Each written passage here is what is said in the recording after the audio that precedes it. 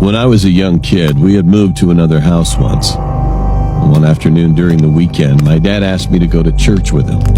However, being a little kid at that time, I was tired of going to church, sitting inside and just praying like that. So I refused, and he soon gave up, and finally, I ended up staying home alone on the weekend. I suddenly felt thirsty while I was enjoying my alone time watching TV. It was about 2 p.m. and I woke up and headed for the kitchen.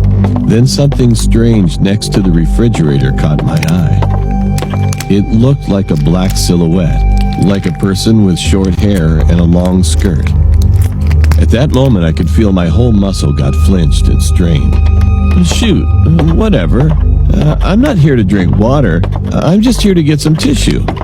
Being scared, I gave up getting some water out of the refrigerator and then went straight to the bathroom. I grabbed the toilet paper and began cleaning the place around the TV for no reason. I was really terrified at that time, though.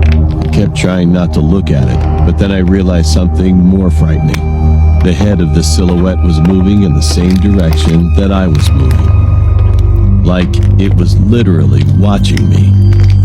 I couldn't stay here anymore, so I ran out of the house. As soon as the front door closed, I ran down to the playground, sat there, and waited for hours until my dad finally came back. After that day, I remember my dad started to chant the Buddhist scriptures all night long, floating a bowl of water on a small table. In the end, we eventually moved to another place. Me and my dad were talking about a ghost story when he started telling me something about the house we had lived in before.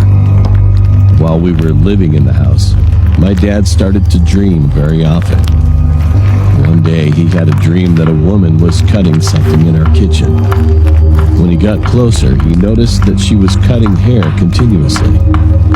Another day, he heard the sound of chopping something damp, like meat.